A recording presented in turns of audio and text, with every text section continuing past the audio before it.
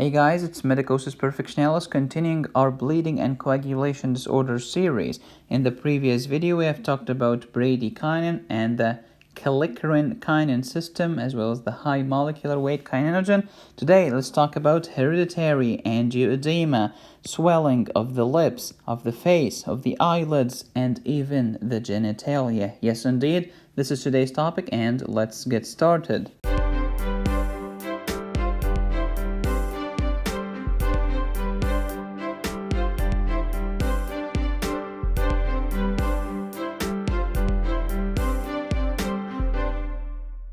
Here is your famous high molecular weight kininogen. Thanks to plasma kallikrein, we have bradykinin. High molecular weight kininogen activates factor 12 as well as factor 11. Plasma kallikrein only activates factor 12. This is the intrinsic pathway. So high molecular weight kininogen is being converted into bradykinin thanks to kallikrein. Kallikrein also activates factor 12 of the intrinsic coagulation pathway into active form of factor 12. Then active form of factor 12 returns the favor by converting pre-kallikrein back into kallikrein. Kallikrein is going to activate factor 12 into 12A, which is going to activate pre-kallikrein into kallikrein, and so on and so forth. This is called a positive feedback loop. Very important.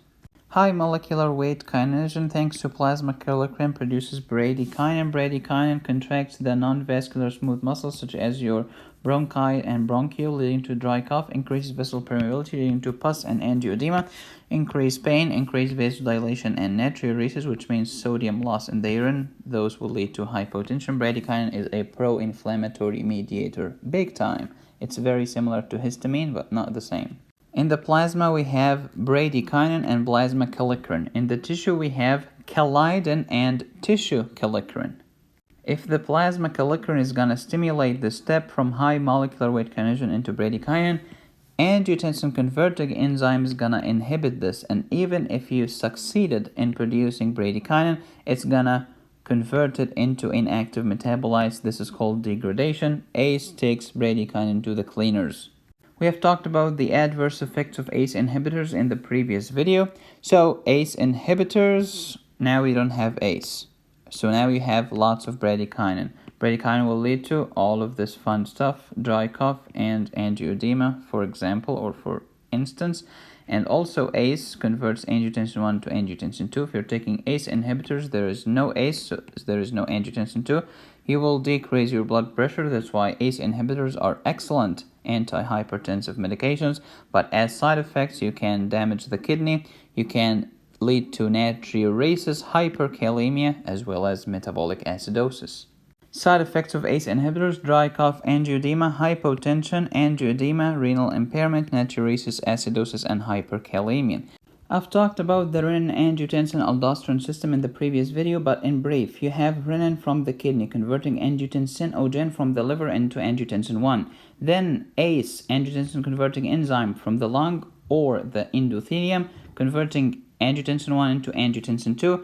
Angiotensin 2 is going to act on the receptor, leading to vasoconstriction of the arteriole, aldosterone release, leading to increased sodium reabsorption, decreased potassium reabsorption, decreased hydrogen reabsorption.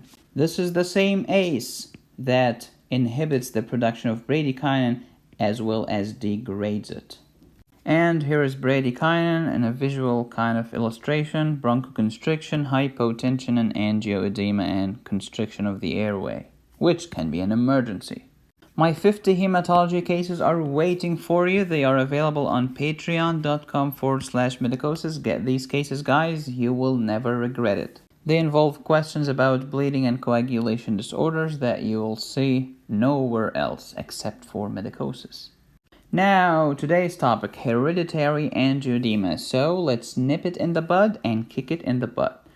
Formerly known as angioneurotic edema. It's an autosomal dominant disease. Translation: it's a hereditary condition. More translation: the patient has two chromosomes, one of them carrying the mutant gene, and another chromosome or the other pair carrying, or the other part of the pair carrying the normal gene. So if this is the abnormal gene, this is the normal gene. So A here, the big A is dominant. That's why it's an autosomal dominant disease. So here is an example. A nice couple marrying each other. Here is an abnormal person has the abnormal gene. Big A, small a. Here's the normal person, small a, small a. And then the offspring. Big A, small a is affected. Why? Because the big A is dominant. It's an autosomal dominant disease. Big A, small a, affected. Small a, not affected. Small a, not affected. So 50% of the offspring are affected. They have the disease. And the other 50% is perfectly normal. So what's the probability that this patient's gonna pass down the disease through the next generation? It's 50-50. So hereditary angioedema, autosomal dominant disorder leading to decreased C1 esterase inhibitor, also known as C1 inhibitor. So normally you have the C1 esterase inhibitor inhibiting the plasma kallikrein. Plasma kallikrein used to produce bradykinin. Now, if there is C1 esterase inhibitor, like normal circumstances, it's gonna inhibit kallikrein and stop the production of bradykinin, which is cool because bradykinin is pro-inflammatory, and under normal condition, we don't want inflammation. Cool. So C1 esterase inhibitor decreases bradykinin. This is normal condition. Next, pathology, please. So, hereditary angioedema. You have decreased C1 esterase inhibitor. The kallikrein is left uninhibited, leading to production of bradykinin. So when you have deficiency of C1 esterase inhibitor, you have lots of bradykinin, which is pro-inflammatory big time. It's going to lead to vasodilation, increased vessel permeability, pain, etc., etc., etc. Don't forget dry cough and angioedema. So hereditary angioedema, autosomal dominant disorder leading to deficiency of C1 esterase inhibitor. Kallikrein is left uninhibited and there is lots of bradykinin, which will lead to all of this fun stuff that you know: hypotension, pain, increased vessel permeability and angioedema, as well as bronchoconstriction and dry cough.